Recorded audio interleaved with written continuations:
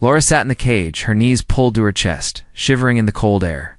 Her silver skin was covered in dirt, and the metal collar around her neck burned every time she moved too much. She hadn't eaten in days. Her stomach made small.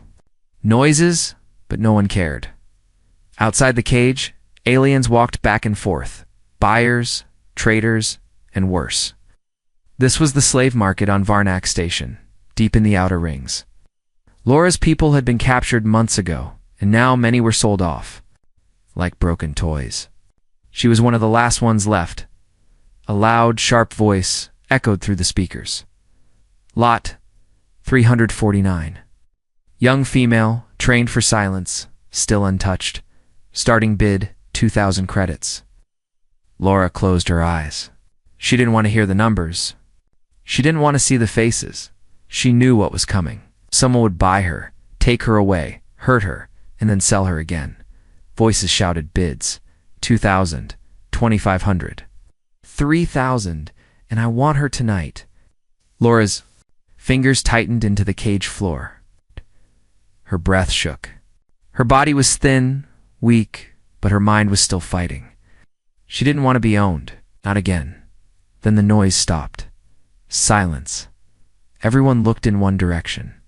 Someone had stepped forward from the crowd. Slowly, with heavy boots, a middle-aged human walked into view. His hair was graying, short, and his face had scars. He wore a dark coat, long and dusty. His eyes, cold, quiet, studied Laura without blinking. The trader's voice dropped. Sir? Human, you want to bid? The man didn't answer right away. He looked at Laura for a long moment. Not like a buyer, not like a monster. Then he nodded. Once 5,000. Final gasps filled the room. Sold. The trader said quickly. He didn't want to argue with a human, especially one who looked like that. Laura didn't move as the cage door opened. She expected rough hands, maybe. Electric rods, but none came. The human crouched near her. His voice was calm. Can you walk? She stared at him, eyes wide. No answer. He didn't force her. He took off his coat and wrapped it around her thin body. She flinched, but the fabric was warm, not a weapon, just warmth. He didn't say anything else, just stood up and waited. Laura slowly stood, her legs shaking. Her feet were bare, cut and cold, but something in his silence made her follow. She didn't understand it. Fear told her to run. Her body told her to obey, but her heart felt something strange. She walked. Beside him, holding the coat tightly, other buyers whispered as they passed. Why would a human pay that much? She's not even a worker type. Maybe he likes them young. Laura heard it all, and she believed them. Humans were the worst. Her kind called them shadow kings. Once they showed mercy, but not anymore. The man led her through metal halls and into a small docking bay. A simple ship waited, their old dark gray with the name Sparrow painted in white on the side. He pressed a button, and the ramp opened with a hiss. Still he said nothing. She followed him inside. Every second her heart beat faster. She was ready for the pain, the collar, the cuffs, the chains. But what came next confused her even more. He pointed to a small room with a bed. You can rest here, Laura. Blinked. No chains, no orders. He turned and walked away. She stood in the room alone, too scared to sit. She waited. 10 minutes. 20. Nothing. Just silence. Then a soft knock. The door opened. He placed a small plate of warm food on the floor, not even near her, just enough distance to show. No threat. He left again. Laura stared at the plate. Meat, bread. A bottle of clean water? She didn't trust it. But hunger was stronger than fear. Slowly she crawled to the food and ate fast like an animal. Her body shook from the taste. Real food, not waste. Hours passed. She fell asleep on the bed, warm, full, unharmed. The next morning, the human stood outside the door. I'm not your master, he said. I'm just someone who couldn't watch that happen again. She didn't understand. He walked away again. Laura sat on the bed, her fingers touching the collar on her neck. It still glowed red. She wasn't free. Not yet. But something inside her began to hope. Asterisk, the next day Laura opened her eyes and felt something she hadn't felt in months' silence. Not the heavy silence of fear, but the gentle kind. No shouting, no buzzing collars, no chains dragging on metal floors. She was still wrapped in the thick coat. It smelled like the man-like smoke, old leather, and something calm. His scent didn't frighten her.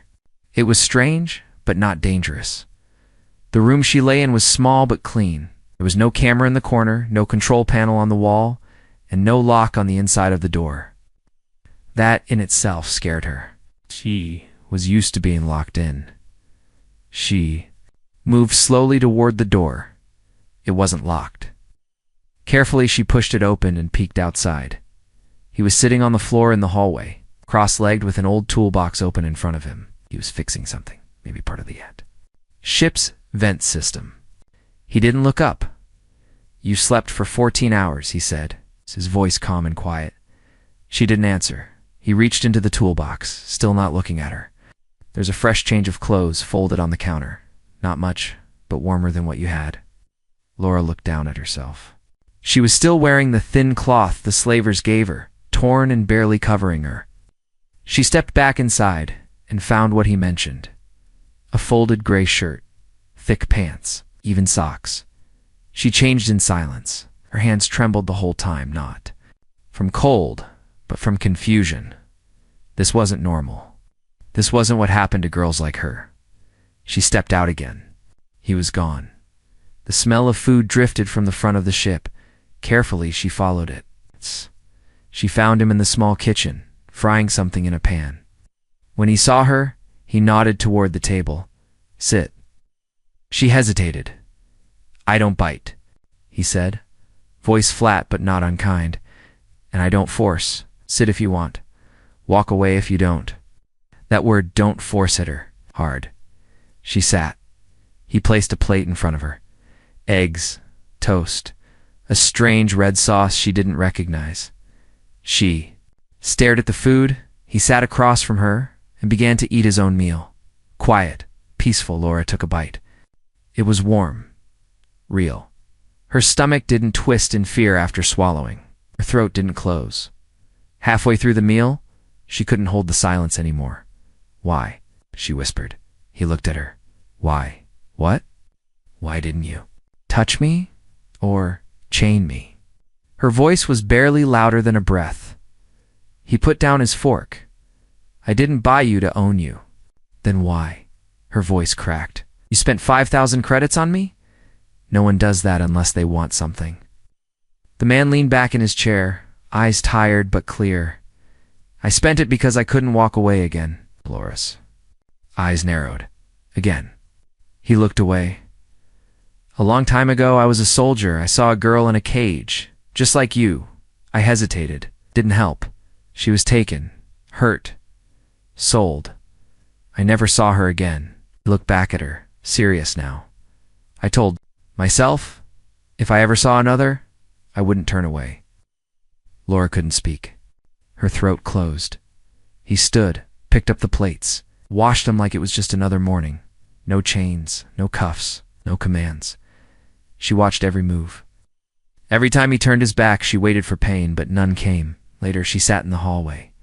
Again, unsure of what to do, she pressed her hand against the collar on her neck. It was quiet today. No shocks, but it still glowed red. That glow meant ownership. Somewhere her old master still had access. He passed by, holding a blanket. Stopped. "You cold?" She nodded once. He draped the blanket over her shoulders, careful not to touch her skin. Then he walked away again. She watched him disappear into the back of the ship. She didn't understand. Was this a trick? Was he waiting for her to trust him so he could break her later? That night, she stayed awake on the bed, staring at the ceiling, when sleep finally came. She dreamed not of chains or pain, but of warmth, and of hand-rooming a hand instead of a whip.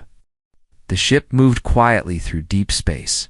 No alarms, no screaming voices, It's just the soft hum of old engines pushing the small vessel forward. Inside, Laura stood near a window, watching the stars pass by like falling snow. She had never seen stars this way before, free from a cage. Not through metal bars or glass too thick to break. Her hands clutched the blanket tighter around her shoulders. It still smelled like the human faint smoke and metal, but the scent was no longer scary. It made her feel safe. She hated that she was starting to feel that. He hadn't asked her to clean, hadn't given her orders. He barely spoken less. She spoke first, but today felt different. He was sitting at the small table again, a datapad in his hand, reading silently. The light above him was warm and soft. She stepped closer, her bare feet quiet on the cold floor. He didn't look up. Couldn't. Sleep. She didn't answer at first. Then she asked, "Why do you never ask questions?" He finally looked at her, because I remember what it felt like to be asked things I wasn't ready to answer. Laura sat slowly on the other side of the table. Her eyes stayed on his face.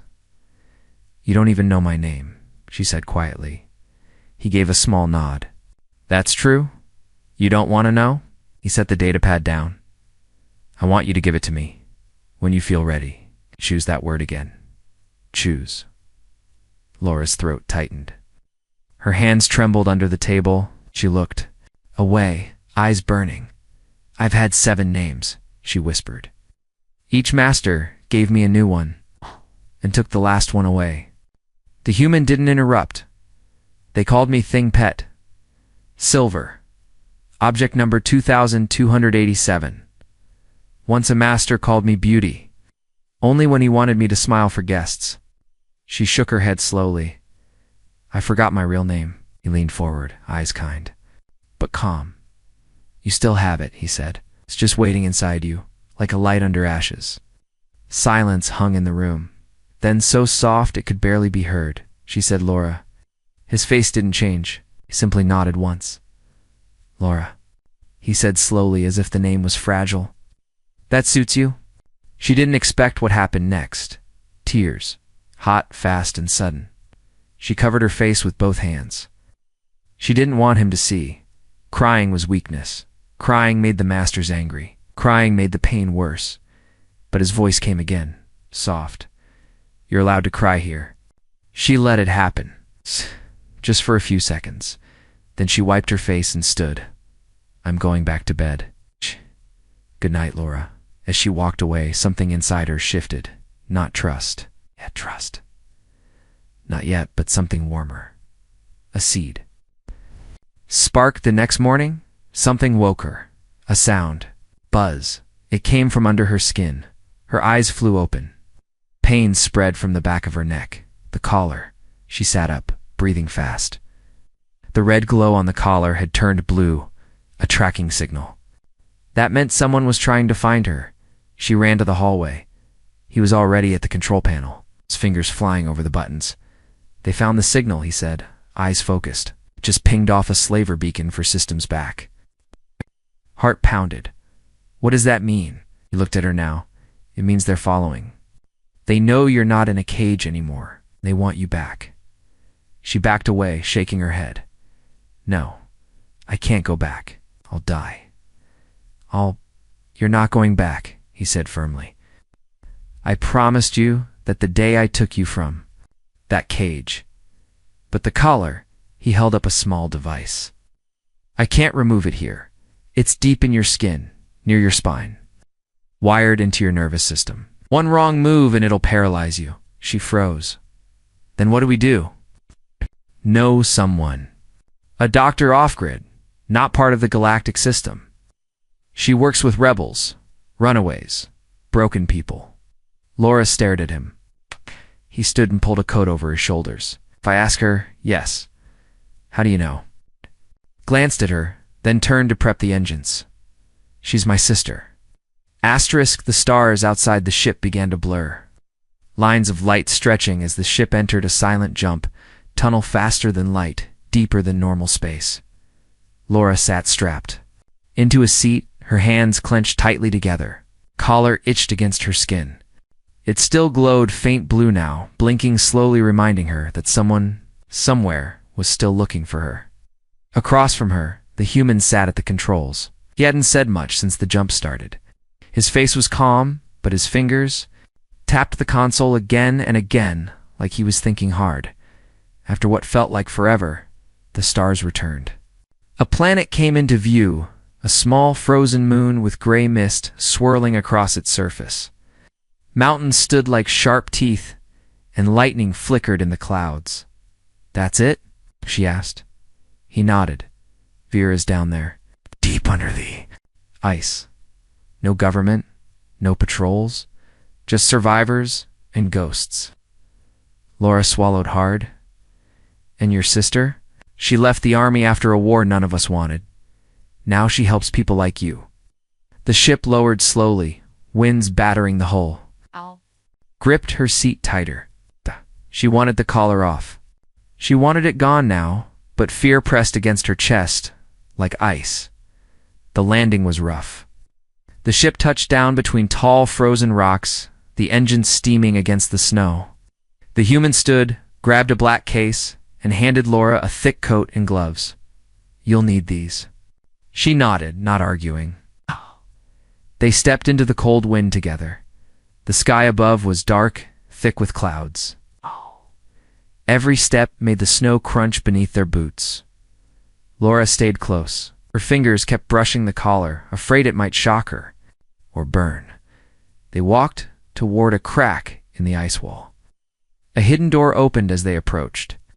It wasn't metal, just old stone and tech buried in snow. The human knocked once, then twice fast. Then once more it slid open. A woman stood inside. Her hair was silver, shaved on one side. One cybernetic eye glowed softly red. Her arms were scarred and strong. She wore a long, dark coat, similar to the man's brother. She said simply, "Vera." He nodded. Then her eyes shifted to Laura. She scanned the girl head to toe, pausing at the collar. "I see," she murmured. "She needs it removed," the human said. Vera stepped aside. "Bring her in." The inside of the base was warm, dry, and quiet. A fire burned in a metal drum. Shelves were full of tools and medical gear. No one else was there. Vera led Laura to a padded table. "Sit. Let me scan your neck." Laura sat slowly, her whole body shaking. Vera pressed a small scanner to the back of her neck. A faint hum filled the air. "This one's deep," she muttered. "Military grade, slaver version." Hidden needles attached to the spinal column. The human stood beside them, arms crossed. "Can you remove it?" Vera looked at him. "Yes, but if I make even a half-millimeter mistake, she won't walk again. Or breathe." Laura's breath caught. What? "Is there no other way?" "Not if you want to be free," Vera said gently. "But I won't do it unless you say yes." That word against choice. Laura looked from Vera to the man, said nothing, just waited. "Trusted her," she nodded. Vera took a deep breath. "Lie down, face down. Breathe slowly." Laura obeyed. The table was cold. Her heart pounded in her ears. The scanner beeped again. Then she felt it, a sharp sting, then burning heat. Vera's voice was calm. "I'm cutting around the collar's roots. Don't move. Don't talk." Laura bit her arm to stop herself from screaming. The pain crawled down her spine. Hot tears fell from her eyes. Then snap. The collar blinked once, then went dark. Laura gasped. Vera pulled the pieces free and dropped them in a metal box. Done. Laura lay still for a long moment, tears still running down her cheeks. But this time, they were tears of relief. The human placed a hand on her shoulder. Gentle. "Careful. You're free now." Laura looked up at him. "For real?" she asked, voice shaking. He nodded. "No signals. No ownership. No one can track you now." Vera stepped back, "But they'll come anyway. They'll guess what we did. That collar pinged just before you landed. You've got maybe one day before they send ships." The human turned to her. "Then we leave tonight." Later, as Laura sat near the fire, the human wrapped a new scarf around her neck. Just soft cloth, nothing glowing, nothing tight. "I feel different," she whispered. You are, he replied. You belong only to yourself. She smiled for the first time, but far above them in orbit. A slaver beacon lit up again, this time louder, and it had her old master's name on it. The fire had died down. The small stone room was dim now, lit only by a single flickering light in the corner. Laura sat with the scarf still around her neck, fingers touching the place where the collar used to be. It was strange, that heavy, burning weight was gone, but she still felt it. Like a ghost pressing against her skin, the human Joran. She had learned his name only hours ago. Ghost stood near the exit, scanning the snowstorm through a small monitor. His face was tense, focused. Vera, his sister, was prepping gear on a steel table, loading energy cells into weapons Laura didn't recognize. No one had said it aloud, but they all knew something was coming the moment the collar went dark. Someone out there had noticed. Laura finally spoke. You really think they'll come here? Vera looked up. Not think, I know, Joran added, without turning around. Slavers don't let go. Not when they paid for you. Not when they're angry someone broke their leash. Laura's chest tightened. It's my fault. I should have run. I should have known. Joran's voice was sharp, firmer than she'd ever heard it. You don't get to blame yourself for surviving. Laura lowered her eyes, unsure how to answer that. Then the alarm on the wall blinked red soft at first, then faster. Proximity warning, Vera muttered. Something big just entered low orbit.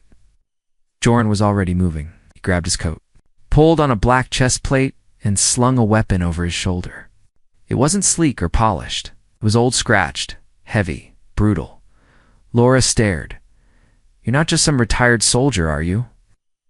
Joran didn't answer right away. He clipped a small metal tag to his belt. It had a faded symbol on it. Terran combat unit she'd only heard about in whispers. I used to be someone bad, he said finally. But now I use what I know to stop people worse than me. Vera pulled open a side drawer and tossed something toward Laura. Catch, Laura. Barely managed to grab it. It was a small shock, pistol worn but still glowing blue. I don't know how to use this, she said, eyes wide. Then now's a good time to learn, Vera replied. We don't leave anyone helpless here. The ground shook 15 minutes. Later, the air outside filled with the sharp sound of engines. Then came the landing thud several ships, not just one. Through the small crack in the door, Laura saw them. Tall alien soldiers in black armor. Their faces hidden behind red visors, weapons drawn. Symbols of her old master's house glowing on their shoulders. Slaver Enforcer's daughter didn't flinch. 6 ships, maybe 25 troops, small raid team. They want to grab her quick and vanish before locals notice. He looked at Vera. You hold the back tunnel. If they flank, cut them down. She nodded and vanished into the shadows. Then he looked at Laura. You stay behind me, always. Don't freeze. If I fall, you run. Hear me, she swallowed. You're not going to fall. He gave a dry smile. Hope not. The door exploded before she could say more. A blast of heat. Smoke. Screams. Joren stepped forward into the cloud. Calm and slow like a man used to walking through war. His gun fired once. A slaver dropped. Twice another one fell. Laura stayed behind. A broken table, shaking, gripping the shock pistol with both hands. Through the smoke, one of the slavers spotted her. He raised his weapon, but Joran was faster. He moved like lightning, slammed into the soldier, broke his arm, smashed him into the wall. You don't touch her, he roared. The others hesitated. They weren't expecting this. It's not from one human, Laura. Stared, heart pounding. He wasn't just protecting her. He was defending her like she mattered, like she was worth fighting for. More troops poured in. Joran kept shooting, kept moving. He didn't stop. Even when his arm was grazed by a plasma bolt, Vera's voice crackled through a small cum. Back tunnel secure. I dropped 4, but they've got a flyer circling above. It's probably scanning for escape paths. Joran growled. They brought a scout drone. Worse, Vera said. They brought him. Laura's eyes widened. Who? Vera's voice came back, cold and heavy. Her old master. Joran turned to Laura, blood on his face, anger in his eyes, but his voice was steady. Get to the ship. Now, what about you? I'll hold them. He won't stop.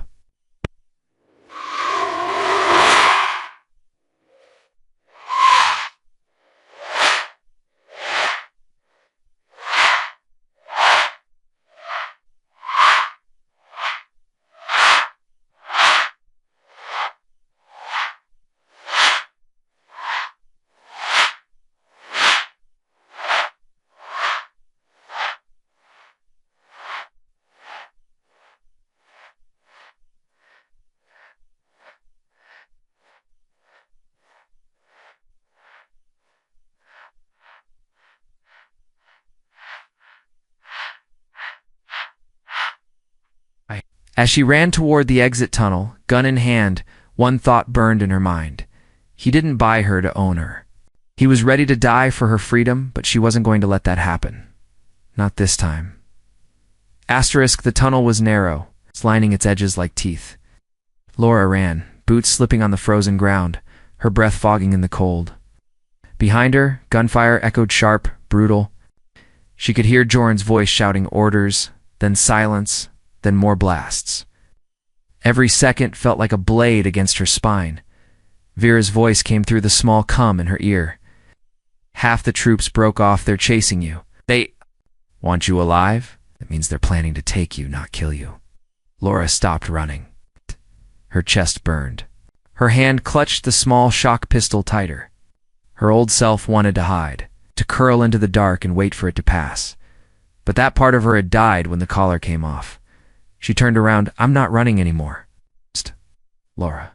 No, Vera started, but Laura had already crouched beside the tunnel wall. She wiped the frost from the pistol's grip, took a deep breath, and aimed. The first slaver appeared seconds later. Stepping into the dim light, Laura fired. The blast hit his chest and he dropped with a crackle of energy. The second ducked. Was faster, but she adjusted, exhaled, shot again. He fell too. More footsteps came. She didn't care. She was done being prey. Meanwhile, outside, Joran moved like death itself. His coat was torn.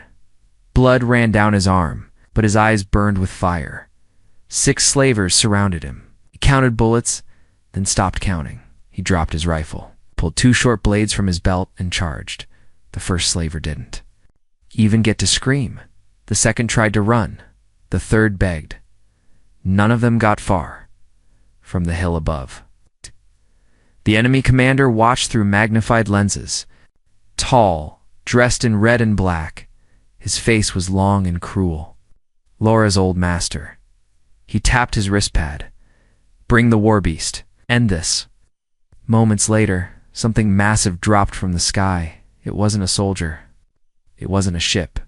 It was a hunter drone, walking mech powered by a live brain. It's 12 feet tall, covered in black armor, red eyes glowing like fire. It scanned the battlefield and locked onto Joren. It roared. Joren looked up, tired but not afraid.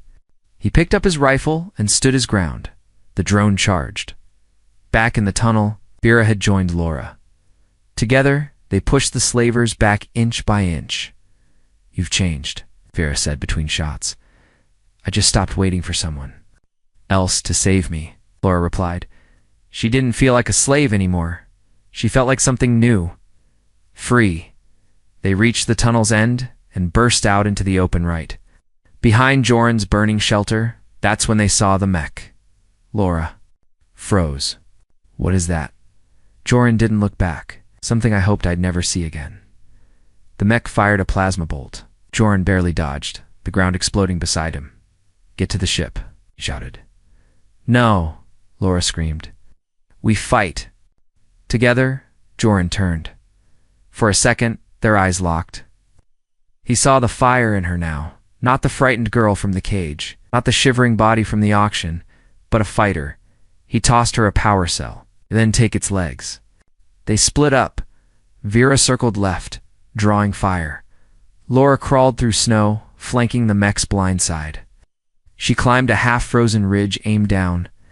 and fired at the knee joint. Sparks the mech staggered JOREN through a small charge at its chest old Terran device called a fire core. It latched on and pulsed red. Down. He roared. They all dove behind rocks. The explosion shook the mountain. When the smoke cleared, the mech was on fire, its chest open, systems failing. It still stood, but only just. Laura didn't stop. She ran straight at it. The mech lifted one arm to swat her away. Too slow, she jumped, landed on the mech's shoulder, found the power core slot, and fired. The shock pistol sparked, then exploded in her hand. The mech screamed a horrible metallic roar, then collapsed. Backward into the snow, dead, ashes now. Silence fell. Joran limped toward her. "You okay?" She nodded, hand shaking. "Better than okay." He placed his hand on her shoulder, not as a master, not even just as a protector, but as someone who believed in her. "You saved me," he said. "You saved me first," she replied. Above them, the enemy commander's ship began to race, escaping before Joran could reach him. But Laura didn't watch him flee. She didn't care anymore. She was free, and nothing would ever put a collar on her again. The fire had burned low again, this time in a safer place inside Joran's ship, the Sparrow. The battle was over. The mech was destroyed. The slaver ships were gone. And Laura was still standing.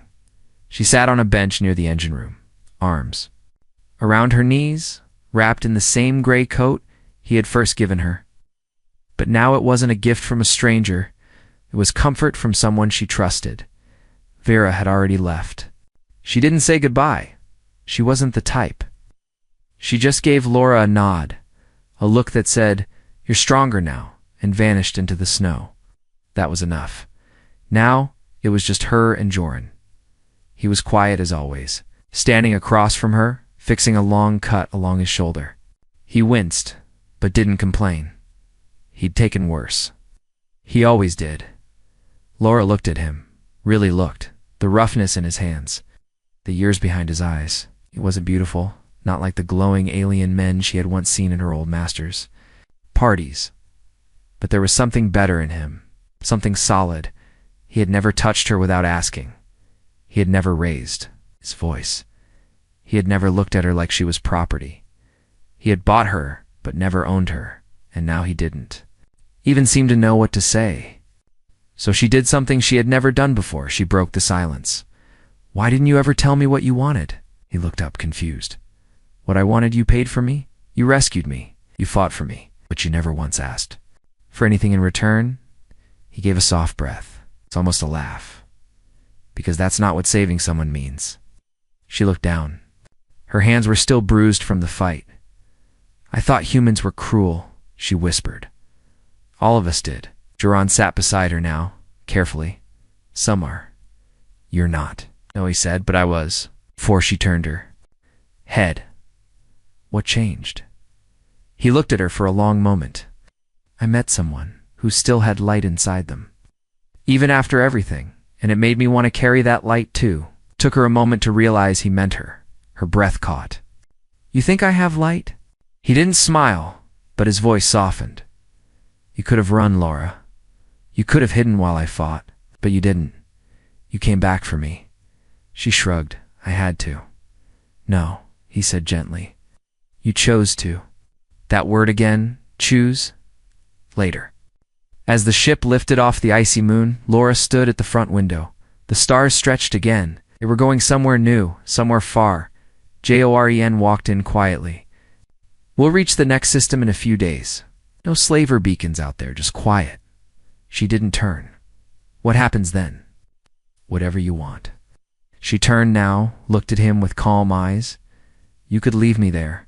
Drop me off at a station. You'd be free of me." His voice was steady. "I didn't take you to throw you away." "Then what do you want me to be?" He shook his head. "Not mine. Not a slave. Not something broken." She stepped closer. "Then what?"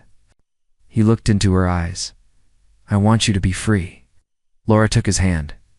Not as an order, not out of fear. By choice. And in that touch, slow, human, there was no hunger, no demand, just warmth, just peace. That night, she lay in her bed. staring at the ceiling. For the first time in years, she didn't sleep with one eye open. For the first time in her life, she wasn't waiting for pain. There was no collar on her neck, no chain on her wrist, only the quiet hum of the sparrow flying through space, and one quiet truth in her heart. He had given her pleasure, yes, but not of the body, of the soul.